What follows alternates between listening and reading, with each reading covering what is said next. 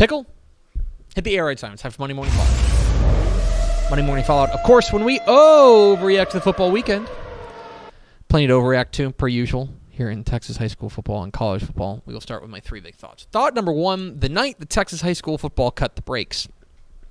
Here's a story from behind the scenes at Bally Sports Southwest. Mm-hmm. We were going to go live in segment one on High School Scoreboard Live with myself, Rick Renner, and Craig White. We were going to go live to Sarah Merrifield. Okay. On the air because she was at Carthage and Gilmer. Yeah. And we felt like that was probably the biggest game of the night. It was going to have the most impact and things like that. So we were going to go live. We had this whole thing plotted out and stuff like that. And then we didn't, because then we went live to Lauren Callender, because Lauren Callender, we scrapped the entire A block, which, as you know, in that show is kind of crazy to like scrap an entire, especially the first one. Oh yeah, you can make maneuvers on the back end. That stuff's set, you know. You can make maneuvers on the back end, but like off the top, you gotta know what you're leading with. Right, absolutely. About 10:30, we ripped up the format and we got a new script. Because we were leading with Rockwall and Rockwall Heath. As you should have. Shout out Pimo. If you didn't know, Rockwall Heath beat Rockwall 79-71 in double overtime. In a game that featured Rockwall coming back from a 21-point deficit in the second half. Rockwall Heath scoring in the final minute or the final few seconds to take the lead. On a Hail Mary. No. We're getting there. Sorry. Okay. Rockwall Heath scoring. Rockwall Heath scoring to take the lead in the final minute. Getting a 2-point conversion to go up by 7. Rockwall tying the game on a Hail Mary on the final play. And then 2 overtimes. And then a game-sealing interception for Rockwall Heath. An absolutely ludicrous game. Absolutely ludicrous. But here's the thing. That was far from the only ludicrous game that we had on Friday night. And we have one of these weeks, it seems like every year. Every year there's one week where everything goes a little, to coin a phrase, crazy town banana pants. Okay? Goes a little crazy town banana pants. And last week was, in my opinion, that week. Did you see what happened with Richland Springs? Richland Springs, 6-man powerhouse. I tweeted about this and said, hold my beer. Playing against Fort Worth Covenant Classical, a private school team. Basically, long story short, Richland Springs has a lot of trouble finding teams to play them because they're always very good. Refugio runs the same things, et cetera, right? The final score in that game was 119-112, which even by 6-man standards is ridiculous, ludicrous. I believe Lehman Saunders tweeted out that it was tied for the third highest scoring UIL 6-man game ever. We do have a quick question real fast that relates back to this. I know you tweeted it out. What is the highest scoring 11-man game? Because this tie was tied for what, 11? This was tied for 12th. 12th, okay. The highest scoring 11-man game, I can pull this up. Let's see. I knew you tweeted something about it, so I didn't know if you had scored. Yeah. It's Bells 94, Celeste 74 in 2016. 168 points. Obviously this was pretty big too. 150 points. It's tied for 12th for the highest scoring game or 13th maybe in Texas high school football history. So there was that game, 119-112, right? There was also, did you see what happened? I don't know if you saw this. Did you see what happened between Sundown and Farwell? Yes, I did. Sundown and Farwell ends Sundown 13, Farwell 7 in 6 overtimes. Whoa. Talk about completely polar opposites between what we just talked about into that. we also, did you see how Alamo Heights beat Wimberley? No, I missed this one. 7-0. Sure, man. Okay. We also had another one that flew under the radar. Bonham beat Commerce 76-53. Okay. Little Elm beat Prosper 59-56 in overtime. Cooking. Also, the final score apparently was 9-7. Step said he needs to fix it. 9-7. Yeah. Oh boy. So they won in 6 overtimes on what? A safety? No, on 2-point conversions. 2-point conversion. Remember, after a certain point, you just start going for 2-point conversions. Okay, gotcha. So they won 9-7. Okay, Crandall beat North Forney 71-43. Okay, I'm looking at this right now. Of the as far as 11-man games are concerned this year, of the top 7 highest scoring games, 4 of them were this past week. That's crazy. There's a lot of records. It was a ludicrous week. Like, normally I like to have one big theme that ties the whole week together. My big theme is like, hey, look at that. Isn't that crazy? Look at it. Thought number 1. Thought number 2. What was my thought number 2? It was a hard look in the mirror. Hard look in the mirror. Sorry, I was getting too crazy. This is a ooh, look at that. A hard look in the mirror, and we are now rapidly approaching that moment for a number of Texas FBS teams. Mm-hmm. It was not a fun weekend. I think TCU's got to take a hard look in the mirror after what happened against SMU. Where they, I mean, let's be honest, they got kind of bodied. Yeah, the whole time against SMU. Now, credit to SMU. SMU came in with some fire and a great game plan and beat them up. But TCU's got to look in the mirror and say, are we suddenly losing ground in DFW to SMU? Yeah. I think that Dallas campaign might be making some strides for SMU. Winning helps too. Yep. I think Texas Tech's got to have a hard look in the mirror. And I like Matt Wells a lot. A 70 burger. We've had him on our show and things like that. But now, and part of it is Tyler Shuck went down in this game. Yeah. Although Henry Colombi certainly played well enough that in most circumstances would win you a game. Mm-hmm. But now Shuck's out for he's out. Basically he the has rest a broken of the collarbone. year? He's out till November. I would be surprised if he plays again. Yeah. Because it sounds like they're just going to ride with Colombi. I think Tech's got to have a hard look in the mirror about what the future of their program is. And again, I like Matt Wells a lot. I think he's a good dude. We've had him on our show before. Yeah, great human. But the natives are getting restless in Lubbock. Mm-hmm. When you get doubled up in Austin, and you give up 70 burger, I mean, even Mike Leach's teams weren't giving up 70 like that. So they're gonna have to have a hard look in the mirror.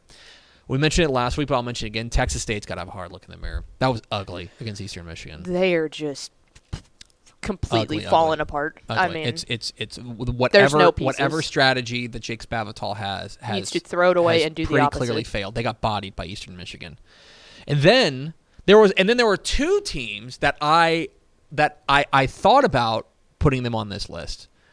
Well, okay, let's okay. Does A&M need a hard look in the mirror? And I'll tell you why.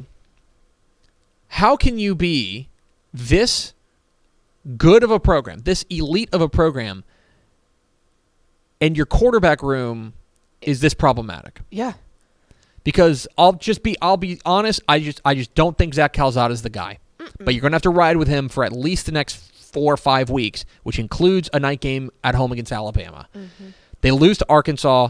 They only put up 10 points. The defense can't do everything. And the defense, by the way, got torched in that first half. That was bad. That was surprisingly bad. That was really surprised. Do they need a hard look in the mirror? The other 2 that I was about to were North Texas and Houston, both of whom were riding the struggle bus. Mm-hmm.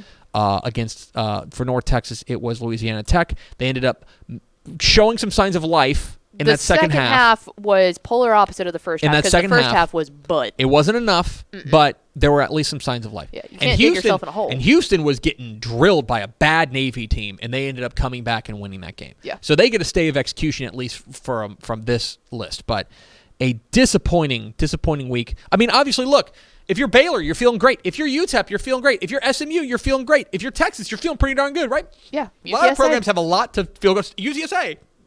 A lot of programs have a lot of good things to feel good about. But there are also some FBS programs that the whole time, like Saturday night, I'm sitting there and I'm thinking, there's some teams that are having some existential crises right now. Mm-hmm. Thought number 3. Bye. Did you do that on purpose? No. Okay, well, you should have. This is a weird week in Texas high school football. We have a lot. 650, was that the number? No. It's not that bad, but it is quite large. Mm-hmm. There's a ton of teams that are taking this week off. And this is normal. There's 1 week every year where it's the big bye week, okay? Mm-hmm. 27.8% of all Texas high school football teams are off this week, okay? Yeah. More than a quarter, more than 1 in 4 Coming from a person who sets schedules out, that means it was difficult. That means we only have, and I know this sounds like talk about like embarrassment of riches that we're talking about. Like we poor only us. have We only have 526 Texas high school football games this weekend. And I'll bring this up on Tap and Step when we record this. You have to do. That's not to say that there are not great games this week, because there certainly are. There are some really good ones. If you look deep into the schedule, there's some good ones. But you got to dig. Mm-hmm. If you are a brand name shopper, it's not surface level. If you're a brand name shopper, you're not gonna be satisfied. Mm-mm. But if you're a nerd, you're watching the show. So you are. There are plenty of really good games this week. So it's one of those strange weeks in Texas high school football. Mm-hmm. But have heart. There are plenty of good action coming up this weekend in week number 6. Those are my 3 big thoughts. 3 helmet stickers. A helmet sticker to Clarendon running back Jamari Davis. Carried the ball 9 times for 138 yards and 2 touchdowns rushing, 6 tackles, 3 tackles for loss, 2 sacks, and an interception return for a touchdown. Nice day for him. A helmet sticker to Xavier Worthy. Yeah. The wide receiver for the Texas Longhorns, who was really sensational in their big game this week. He had a grand total of, I want to say he had 3 touchdown catches. Light work. Yeah, I had it up and then I lost it. Let me give you his full stat line because he deserves to be properly credited. Xavier Worthy catches 5 passes for 100 yards and 3 touchdowns, including a 62-yard touchdown pass catch. We had questions coming into the year about who was going to step up in the wide receiver spots for Texas. Mm-hmm. I would say that between Xavier Worthy and Jordan Whittington, they've got 2 guys they feel pretty darn good about. So, helmet sticker for him. And a helmet sticker for the Colleyville Heritage defense and special teams. So this is pretty nuts, okay? Colleyville Heritage beats unbeaten Richland this past week. Good win for them. We'll get to our rankings here in a moment. They remain ranked. Get this. They had scored 6 touchdowns, 45-28 win. 5 of them were on defense or special teams. Okay, they had 2 interception returns for a touchdown. They had 2 kickoff return touchdowns, and they returned a field goal 100 yards for a touchdown in their win on Friday night. I saw Step tweet out. He was like, "Man, if we had a fantasy high school football, that would have been the defense for you." That is absolutely the play. So those are 3 helmet stickers. A helmet sticker to Colleyville Heritage's defense and special teams. 3 teams to watch. Little Elm. Lobos, man. Kendrick Brown, man, doing work there. Little Elm, I believe, I've been trying to verify this. I am fairly certain in looking through my records. Mm-hmm. I am fairly certain this is the first time Little Elm's ever been 5-0. Wow.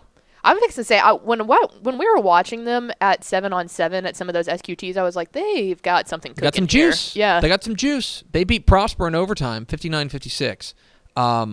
Exceptional win for them, and a big win in that district, right? That district of doom. One of those districts of doom, District 5, 6A. That's a huge win for them and certainly puts them in a position to grab one of those playoff spots. Oh, yeah. UTEP. How about them Miners? Guys. They covered.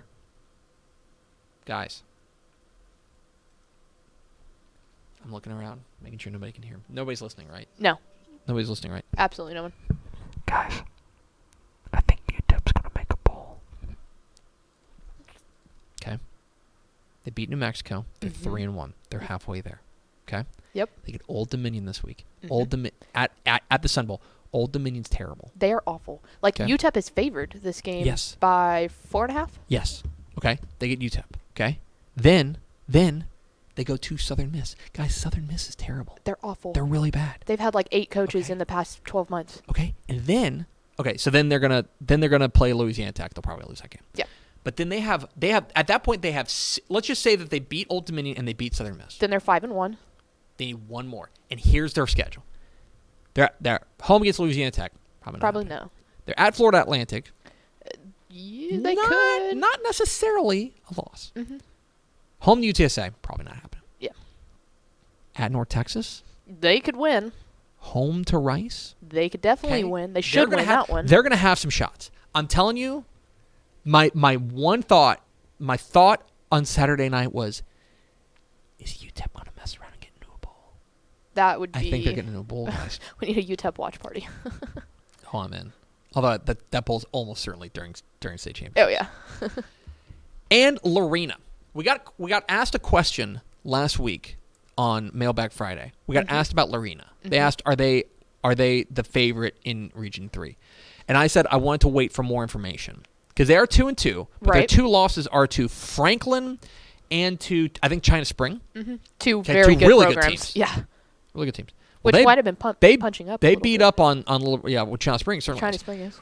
Little River Academy, they beat up on Little River Academy. The Bees. I think Ray Biles' squad, they're 3-2, but that is one of those things that I think they are way better. Like if you just look at their record and you think that they're a 2-loss team, so okay, you don't put them in that elite category. I think that's mistaken. I think Lorena's legit. That's certainly a team to watch. 3-C, 3 games to watch this weekend. Let's go. Spring and Spring Westfield. You're gonna be there, right? I will be there. Okay. I'm so excited. Exceptional matchup. I am so excited. Sensational matchup. One of the only Battle of Unbeatens, right? Yeah. Spoiler, I'm gonna preview it in the picks video, but I will just say this.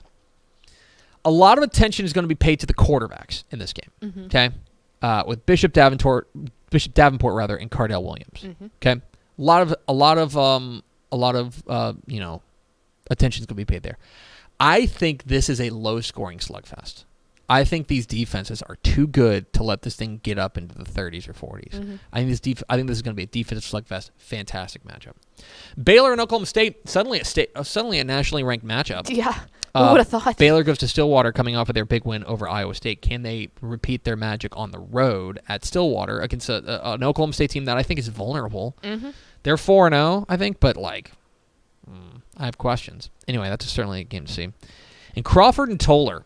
Yeah. This one will be a valley game too. This is a really intriguing matchup of two teams that I think are flying under people's radar. These are two teams that I think have the juice, have an opportunity to make a deep run. And when you take a look at what Toller's about, their offense has been fantastic. They've got a freshman running back and a senior running back who are doing a lot of work. Crawford's given up 18 points in 4 games. They're really, really sound. Outstanding matchup, a district opener for both these teams. Really excited to see that game at Rattler Stadium in Toller. Those are 3-C. That is Monday Morning Fallout. Thanks so much for watching that video. If you would like more and to be notified when they come out, go ahead and click that subscribe button right down there. You can also watch Texas Football Today every day live at noon on TexasFootball.com, Facebook, Twitch, and right here on YouTube. For more of the best coverage of Texas football in the Lone Star State, go to TexasFootball.com/subscribe.